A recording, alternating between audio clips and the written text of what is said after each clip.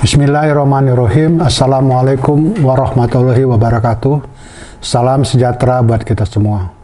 Segenap pengurus pusat, pengurus organisasi pendukung, pengurus daerah, serta seluruh anggota keluarga besar FKPI yang saya cintai. Hari ini, tanggal 12 September 2021, FKPI genap 43 tahun berkiprah dalam pengabdian untuk bangsa dan negara Indonesia tercinta. Dengan segala dinamikanya, mengingat kita masih dalam suasana keprihatinan menghadapi pandemi COVID-19. Peringatan hari ulang tahun FKPI ke-43 kali ini kita laksanakan secara sederhana. Walaupun dilaksanakan secara sederhana, kiranya tidak mengurangi maknanya sebagai rasa syukur kita atas capaian selama ini kita menjadikan FKPI sebagai organisasi kemasyarakatan yang mandiri dan handal. Keberhasilan ini dimungkinkan karena dalam menjalankan organisasi kita selalu memegang teguh komitmen bersama serta mengedepankan semangat persaudaraan dan kebersamaan pada hari ulang tahun kita, menjadikan juga momentum untuk meneguhkan kembali visi kebangsaan FKPI sekaligus tekad bersama untuk melanjutkan konsolidasi agar FKPI benar menjadi organisasi yang bersatu berdaulat, yang satu jiwanya dan satu badannya sebagai alat pemersatu sekaligus alat mencapai tujuan bersama. Dengan demikian, FKPI diharapkan mampu meningkatkan peran perjuangannya bersama komponen bangsa lainnya dalam ikut serta membangun bangsa dan negara Indonesia tercinta, sebagaimana tema peringatan HUT FKPI kali ini, yaitu dengan semangat bersatu dan berdaulat FKPI berperan lebih aktif dan lebih mandiri dalam membangun bangsa dan negara untuk mewujudkan negara yang merdeka, bersatu, berdaulat, adil, dan makmur. Dalam melanjutkan konsolidasi, tentu kita tidak boleh mengabaikan perkembangan situasi dan tantangan kekinian yang tersebar di sekitar kita. Dengan memperhatikan dan merujuk secara sungguh-sungguh perkembangan yang terjadi, diharapkan FKPI mampu melakukan konsolidasi dengan tepat sasaran sekaligus merumuskan kembali peran dan fungsinya secara lebih adaptif dan valid dalam ikut serta menyelesaikan berbagai masalah yang dihadapi bangsa. Walaupun harus responsif terhadap perkembangan lingkungan dan berwawasan masa depan, dalam melakukan konsolidasi ini, FKPI tidak boleh keluar dari jati dirinya sebagai organisasi bela negara yang merupakan bagian dari keluarga besar TNI Polri. Juga tidak boleh meninggalkan nilai-nilai organisasi dan keluar dari visi kebangsaan FKPI yang menyadari, mengakui, dan menerima keberagaman atau pluralitas untuk hidup secara toleran pada tatanan masyarakat Indonesia yang majemuk.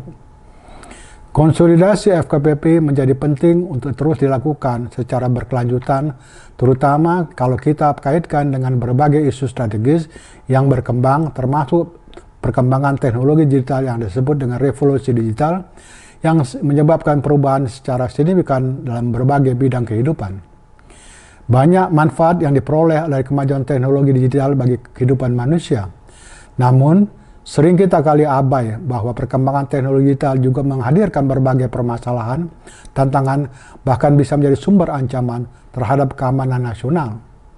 Harus disadari bahwa melalui media digital, spektrum ancaman terhadap keamanan nasional begitu luas, dapat berbentuk penyusunan berbagai ideologi, paham yang tidak sesuai dengan Pancasila, penetrasi budaya, penyiasatan pikir melalui hoax, cyber terrorism, cyber crime, bahkan cyber war. Dalam era digital, sebuah negara bisa kehilangan kedaulatannya melalui serangan digital. Dari kajian sosiologi, digitalisasi juga menghadirkan masalah yang serius terhadap berbagai prinsip dalam kehidupan bermasyarakat.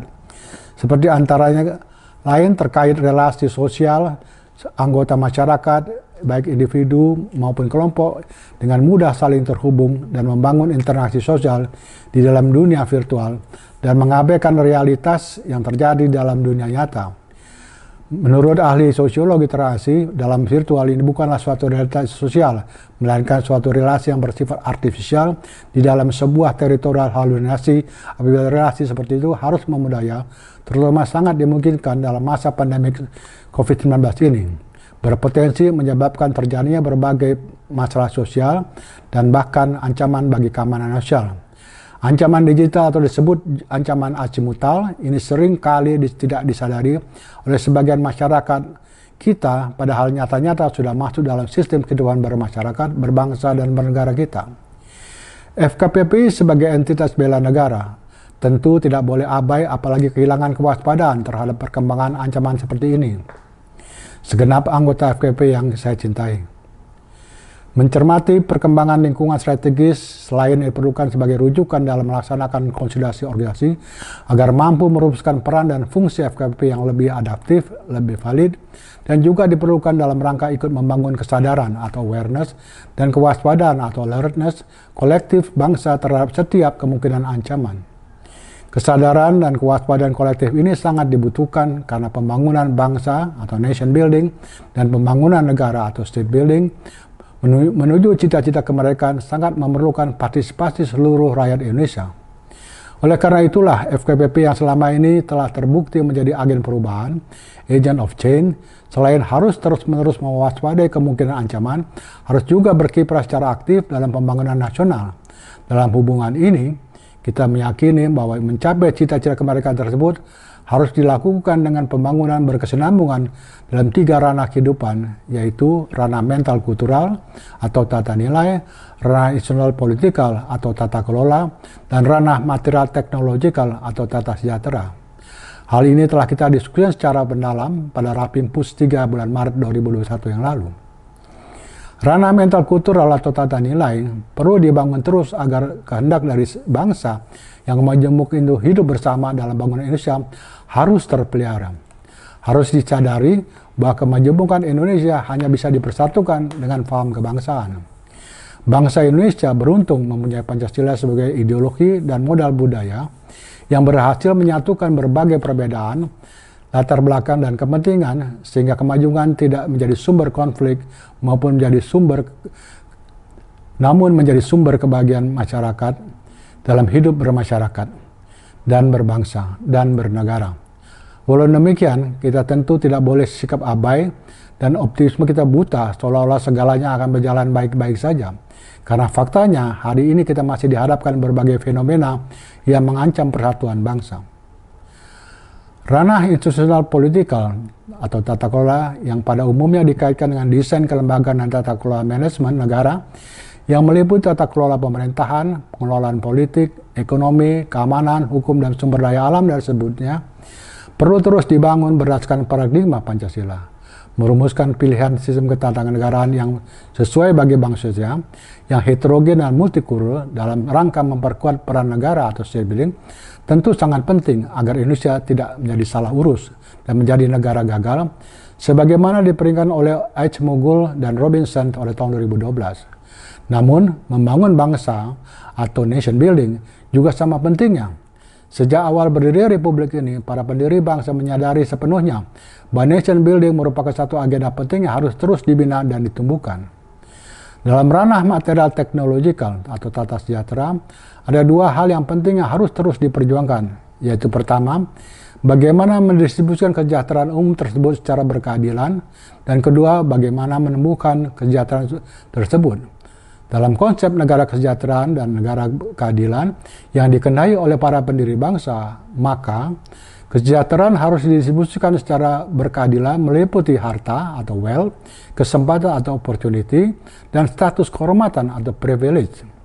Sedangkan untuk menumbuhkan kesejahteraan diupayakan melalui ekonomi merdeka, inklusif, semangat kooperatif dengan nilai atas tambah sumber daya alam yang dimiliki melalui input pengetahuan dan teknologi. Tentu bangsa ini tidak boleh lagi terlena dalam kekayaan alam yang kita miliki, yang suatu saat akan habis.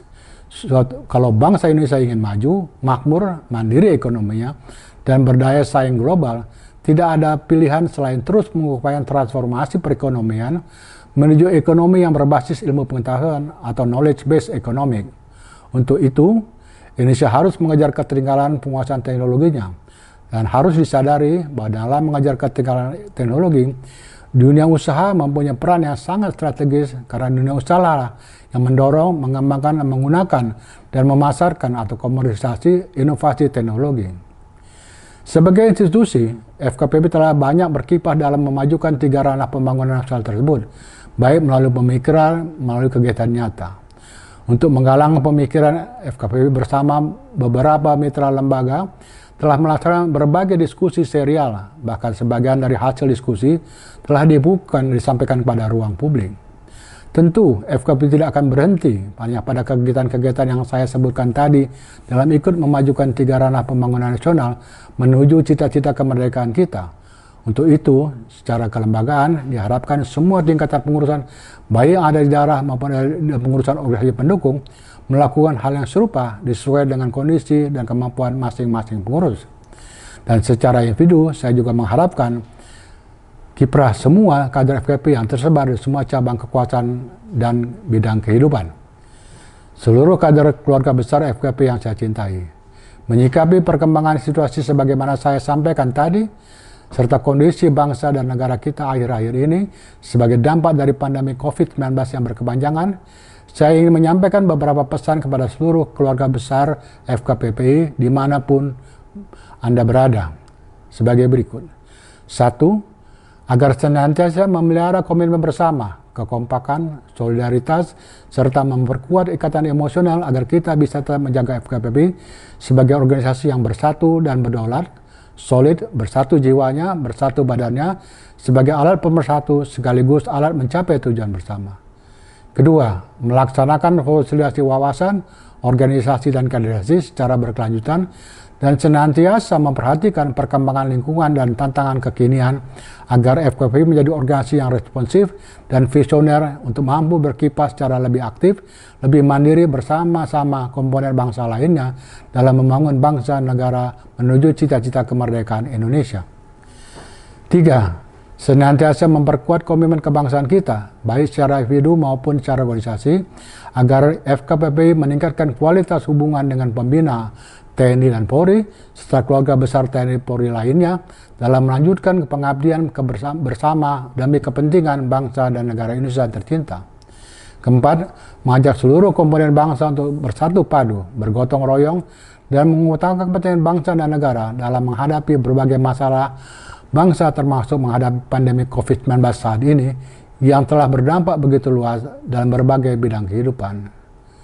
Segenap keluarga besar FKP yang saya cinta pun dimanapun Anda berada. Demikianlah sambutan saya atas nama keluarga besar FKP dalam rangka memperingati 43 tahun perjalanan keluarga besar FKP. Selamat berjuang serta terus berkarya untuk kepentingan pembangunan bangsa negara Indonesia yang kita cintai. Dirgahayu 43 tahun FKPPI, FKPPI Jaya Jaya Jaya.